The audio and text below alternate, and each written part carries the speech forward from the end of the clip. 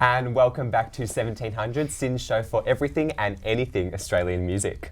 So we're joined by Tusc, and we've been talking a bit about their inspirations, but you guys have recorded a bit of music and you're working to put an album out. Can you just talk us through that process a bit? Yeah, sure. I mean, me and Kane, all of us really, we all write, so we've got enough songs now to go into the studio, but we've also written more probably than we need to, so we're probably about halfway through the second record at the moment. Amazing. Probably so. Yeah, totally. We just need a studio. We'll have one soon. Amazing. And what kind of inspiration have you taken for this album? Any like life events or like kind of thoughts and feelings? Your What's inspiration's really interesting. been the inspiration behind this album? Yeah, my inspiration would be Bulgarian wedding music. Yeah. No, like No, I'm so weird. yeah. Like inspirations, it's like across Search the it. board. Yeah, really interesting. Ivor Papasov on YouTube. Right. Yeah, he was on Dave Letterman and everything. Wow. That inspiration, basically, it comes from the fact that music doesn't have to sound a certain way. You know, people want to, I don't like the concept of monkey see, monkey do. I find that happens a lot in your general life, food, politics, religion. But when it comes to Bulgarian, wedding music, that compared to so many other musics, really actually, they're all about hitting other notes that aren't quoted as notes. So there are notes out there that are frequencies that Western music completely disregards. They're like, no, that's not a note. So that's like my... Well, I was talking about 432 before. Standard Western music's in 440. Yeah. No, that's exactly true. And if you look back even to classical Arabic music as well, they dabble into those frequencies to really reach a certain note. And if you reach that note, imagine how many more hidden doors can be found as well. So that's mainly our inspiration. We don't want to sound similar. Yeah. No, some really Yeah. unique influences there. Is there a song, do you think, at the core of Tusc that you always go back to, or there's this one that really sits at the heart of it that kind of pulls it all together, the whole band together, or is everyone just unique in its own way? Probably the old one the most. There's one that we wrote together, so I don't know. It's one of our longest songs, and it has quite a lot of sections, and we usually close the set with it. So I think that's probably the one that, for me anyway, that really kind of bonds us together. It's a new one that you haven't heard yet. Okay. There we go. Coming soon. Did you find that there were any challenges with recording this album? Or putting it together? We've only done the one track so far for the album, so there's always challenges, and certainly once you get into the studio, things that seem so easy in rehearsal or live become a bit more stressful because this is it, this is the final product or whatever. Yeah. So you guys have played a fair few gigs now. Is there anything coming up that we should be aware of? Yeah, on the 29th of May, which is a Wednesday, we're playing at the Bendigo Hotel, which is in Johnston Street in Collingwood. It's free. Yeah, free entry from 7:30.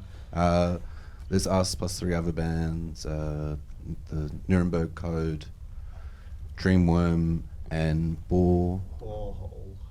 Yes, very nice. I did have it written down, but I had to move the piece of paper. And just on that note, is there some sort of dream location you have, or would you rather play by yourselves as a band or at a festival? Is there anything in particular you've got your eyes on to play at? We play with ourselves a bit, like when we're working up songs and stuff. Yeah, no, but I mean like just a solo band show, or would you like to play the festival? Like when you're playing festivals, I've done a few festivals in my time, and you always feel so much more popular in front of a festival. I remember, I don't know, for me, like we did, I think Glastonbury back in a few years ago now, anyway, and like there's 100,000 people in front of you, and it's just a sea of people, which for me wasn't nearly as nerve-wracking to playing to like 100 people at the old bar or whatever, because there weren't individual faces, it's just a sea of faces. So, but playing festivals obviously is a great way to get your music out there and get people who maybe haven't heard you before to hear what you're doing. And so, I don't know, what about you? What's a cool place to play? Old bar. Here, right here. I want to play a show here. On the show. On the show. Yeah. So you feel like you prefer to have a more intimate audience, an audience that's... No, it's just a different thing, really. Okay.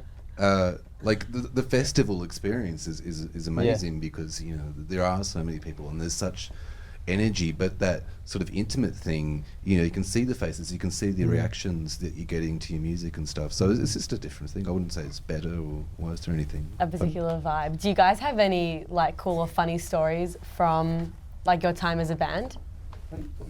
I know this one time. I went to see, thank you to Global Music Connection, he brought down Santana's wife.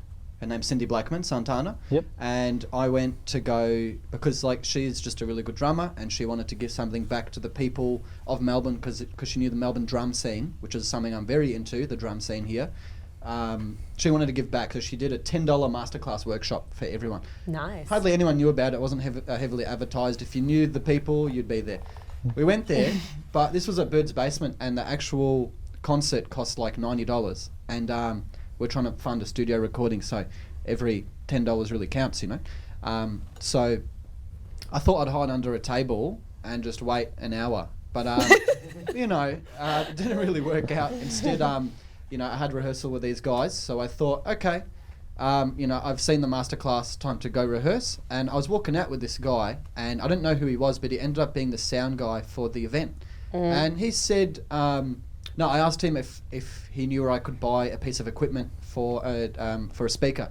And he said, oh man, I got one in my apartment. You can just have it. I'm like, wait, who are you? He's like, I'm the sound guy. What are you doing tonight? I'm like, oh, just going to rehearse, man. He's like, oh. Yeah, no, you guys are coming. And we all got in for free. Amazing. And we rehearsed on the train. That's a really good story.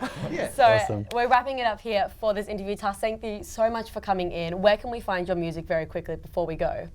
You can Bandcamp, a little bit on YouTube, Facebook, I guess. Yeah. I'm not sure if there's Fantastic. anything Plenty on of Awesome. mediums But your there. Tusc is Amazing. Tusc. Beautiful. Don't forget that when you're searching for it. Fantastic. And also don't forget that they've got a gig coming up on the 29th of May at the Bendigo. So be sure to stick around for that. Thank you so much for coming in and Thank you, we'll be guys. right back.